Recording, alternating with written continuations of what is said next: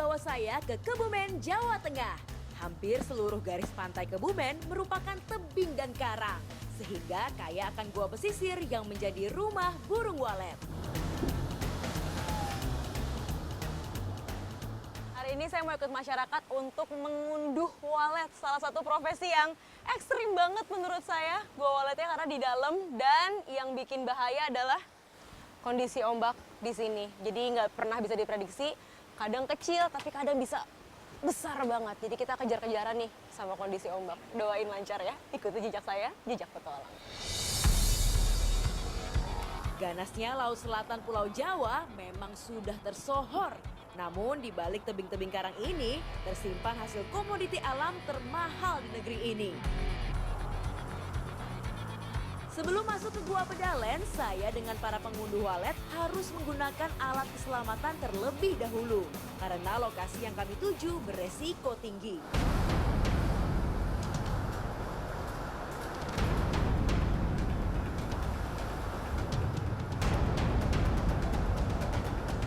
Tantangan langsung menghadang. Perjalanan menuju titik sarang sangat berbahaya. Kami harus berjalan menyamping dengan menahan hempasan ombak dari bawah. Sekarang kita lagi pasang tali pengaman dulu. Dan pengamannya itu benar-benar cuma yang saya pakai. Life vest dan ini. Satu tali tambang. Jadi kalau ombak besar datang, kita harus pegang erat-erat sama tali ini. Tali pengaman yang dipasang cukup memudahkan saya untuk terus masuk ke dalam goa. Semangat! Nah, biasanya kalau ngunduh walet memang personilnya banyak. Jadi hari ini saya bawa sekitar 8 orang. 2 orang fungsinya untuk fokus memandu ombak, lihat ombak kondisinya seperti apa.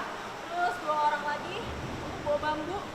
Sebelumnya nanti ada yang naik ke atas, ada yang pegang tangganya supaya tetap stabil.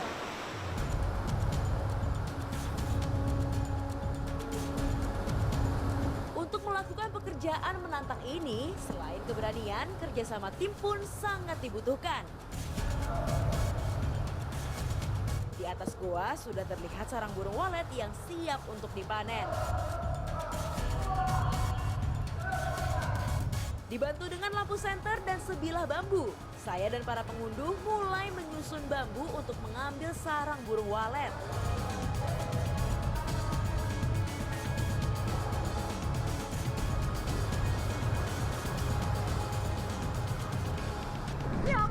Ombaknya makin gede karena ini kita udah mau waktu pasang, jadi makin tinggi airnya. Harus bertahan, pegang apapun yang bisa dipegang. Aduh, kapan naiknya? Posisi bambu sengaja dibuat segitiga agar kokoh saat dipanjat oleh pengunduh.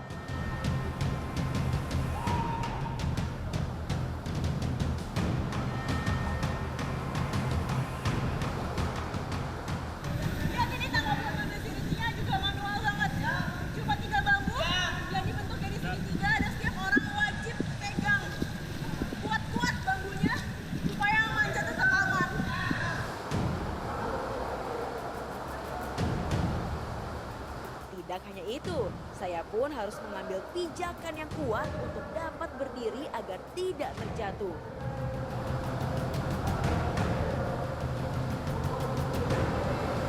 Saat arus sedang kencang, posisi tubuh harus kokoh menahan hempasan air yang mencapai 4 meter.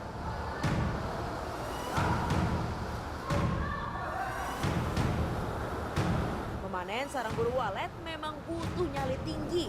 Inilah yang membuat harganya sangat mahal.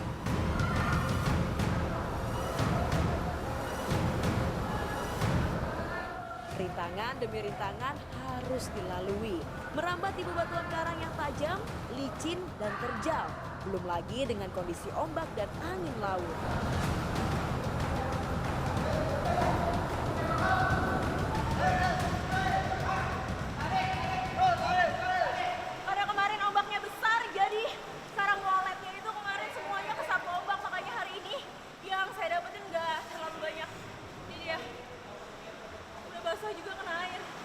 Dia sarang waletnya luar biasa.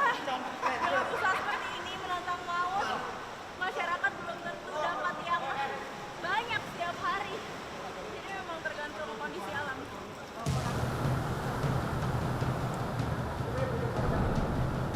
Semakin sore, ombak semakin tinggi dan air laut akan pasang. Kami harus segera bergerak. Ini udah nggak memungkinkan lagi kita untuk melanjutkan pencarian karena kan airnya udah naik, sudah mulai untuk keluar. Jadi demi keselamatan diri kita harus keluar pada keluar yang belakang lebih aman.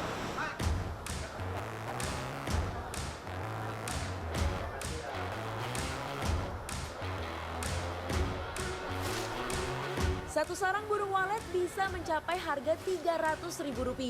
Selain itu, kami juga mendapatkan sarang burung seriti. Namun harganya hanya setengah dari sarang walet. Setelah keluar gua baru saya lihat hasil yang didapatkan. Ternyata sedikit hasilnya ya. Iya. Pokoknya tadi waktu di atas saya ambil aja semua yang bentuknya sarang. Nah, ini bedanya ini siriti, ini sarang walet. Bedanya kalau siriti sama-sama dari liur sebenarnya ya Pak. Iya, sama. Cuma dia ada campuran rumput-rumputnya. Nah, ini yang harganya tinggi nih. Walet. Karena dia semuanya dari liur. Habis ini biasa dikeringin, habis itu baru dijual.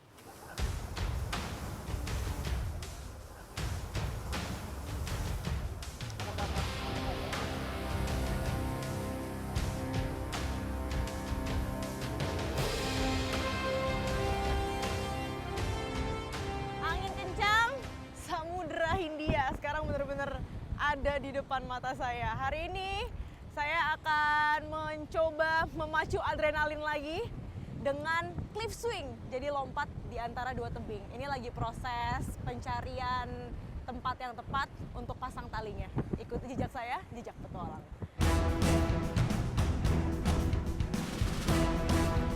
Mengayun bebas di antara dua tebing dengan pemandangan laut membentang luas di bawah sana. Benar-benar menguji adrenalin saya. Cliff swing sekilas mirip dengan bungee jumping. Bedanya ada sensasi mengayun. Ini dia yang menjadi tantangan tersendiri. Tak hanya sekedar melompat dari ketinggian. Celah tebing yang berdampingan sama tinggi jadi syarat utama untuk melakukan aktivitas ini. Jadi memang untuk cliff swing di Pantai Bekah ini baru pertama kali dilakukan. Makanya kita masih ngeraba-raba lokasinya ya Mas ya, di mana harus pasang anchor yang aman, yang baik. Butuh waktu lama banget untuk bisa bentangin tali pengamannya. Pantai Bekah yang berlokasi di Kabupaten Gunung Kidul menjadi tempat yang pas untuk melakukan olahraga ekstrim ini. Ketinggiannya mencapai 80 meter dengan pemandangan laut yang luar biasa dan hembusan angin yang sangat kencang, membuat adrenalin lebih terpacu. Jadi akan selalu ada tali utama dan tali backup. Nah, tali yang putih ini tali utamanya. Saya harus cantelin karmantel yang ada di tali biru ke tali putih. Jadi nanti semuanya aman. Gantung nih ya udah ya. Jenis tali karmantel digunakan karena memiliki karakter yang kokoh, lentur, dan mampu mengangkat beban sampai 1 ton.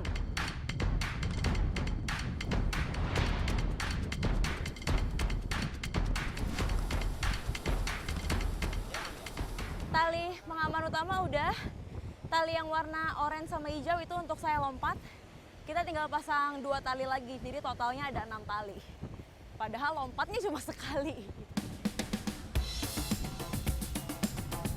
Untuk keselamatan, terlebih dahulu kami mencoba tali yang telah terpasang menggunakan tas berisi beban.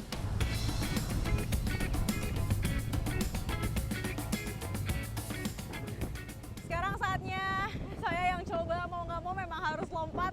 Ini sepertinya laut Samudra Hindia ini makin memeriahkan suasana karena anginnya semakin kencang, bergemuruh. Jadi nanti nge-swing saya pasti super duper kenceng. Ikuti jejak saya, jejak petualang, jantung kuat. Nyali yang tinggi dan stamina yang prima menjadi poin utama yang harus diperhatikan. Selain itu, keamanan menjadi faktor penentu yang sangat penting. Helm dan pelindung tubuh wajib digunakan. Safety is always number one.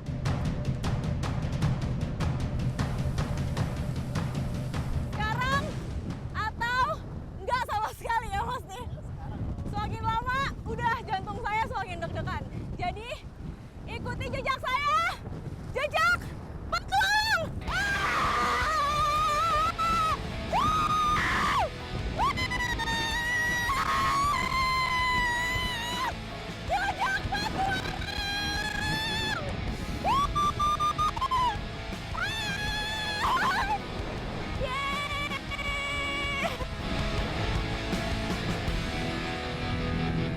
Lazimnya, cliff swing memerlukan lokasi tebing yang berbentuk jembatan.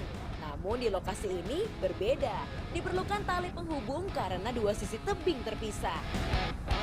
Cliff swing merupakan bagian dari olahraga rope swing, aktivitas yang sangat bergantung pada perhitungan tali yang saling terhubung. Berayun di celah tebing tentu memiliki resiko yang berbeda, sehingga butuh perhitungan cermat, baik kekuatan antara tali maupun jangkauan di kedua sisi tebing.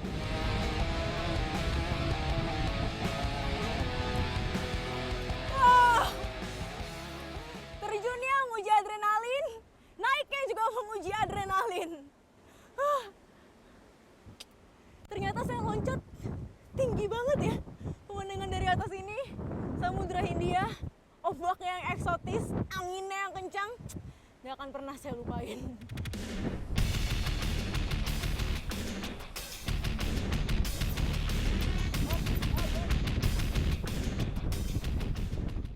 Ya.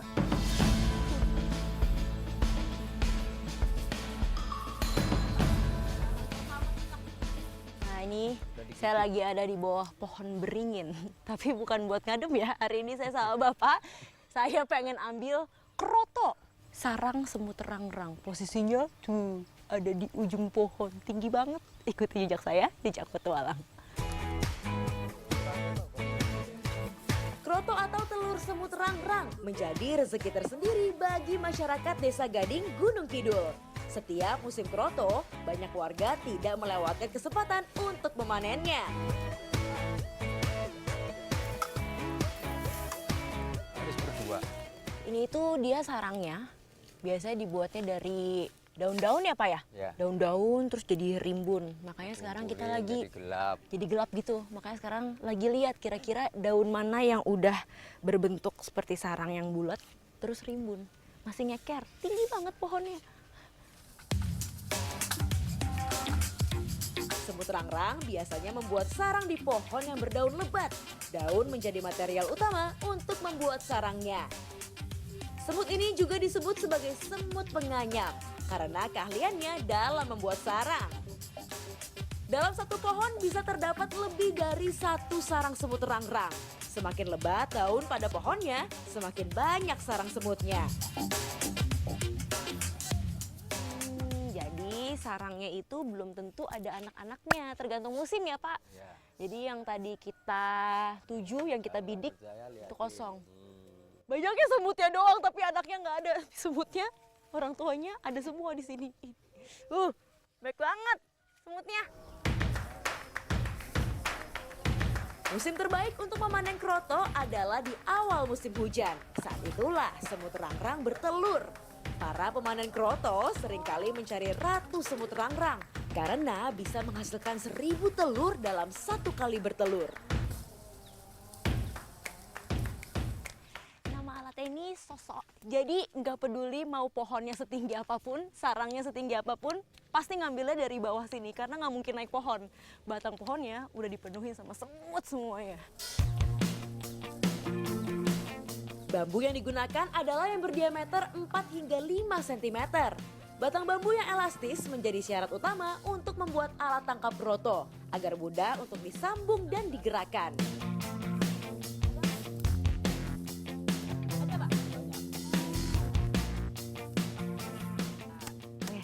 Ini sengaja dipukul-pukul pakai kayu kecil tapi ada semutnya. Dari tadi saya udah digigitin semut di kaki, di tangan. Nah ini makanya pakai kayu kecil supaya semutnya pada keluar dari nampannya. Terus sisanya larvanya aja. Dalam satu sarang semut bisa terdapat ratusan hingga ribuan kroto. Besar kecilnya sarang tidak bergantung pada banyaknya hasil.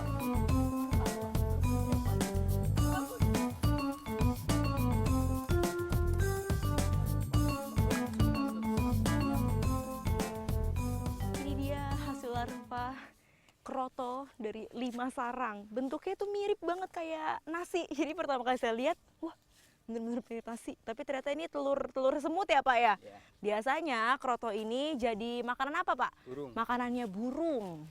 Tapi bisa juga dimakan manusia, cuma diolah jadi masakan tradisional. Ikuti jejak saya, jejak petualang.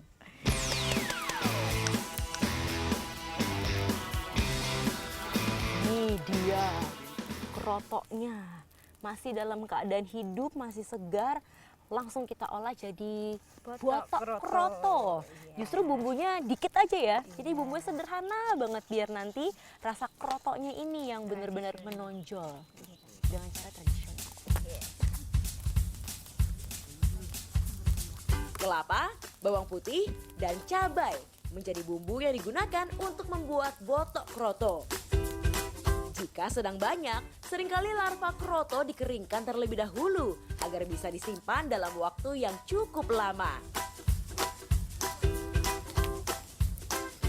Biasanya di daerah lain yang saya tahu, itu yang dimasak cuma krotonya aja larvanya. Kalau di sini luar biasa. ini luar biasa. Sama semut-semutnya. Mengonsumsi kroto memiliki banyak manfaat bagi tubuh manusia. Salah satunya sebagai sumber protein. Kroto juga memiliki kandungan kalori dan lemak yang rendah.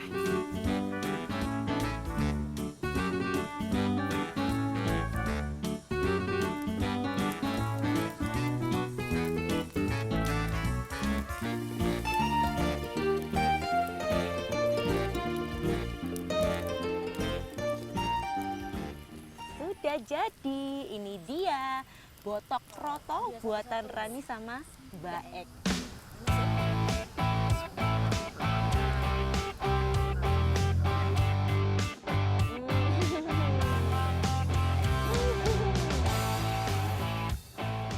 Rasanya pedes, manis, tapi justru kroto sama semutnya udah nggak ada rasanya sama sekali. Jadi cuma ada manis sama pedes aja.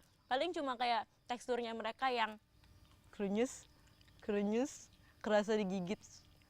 Saya gigit-gigit, tapi rasanya mah cuma dua, manis sama pedas. Kalau yang suka pedas, pasti mantap.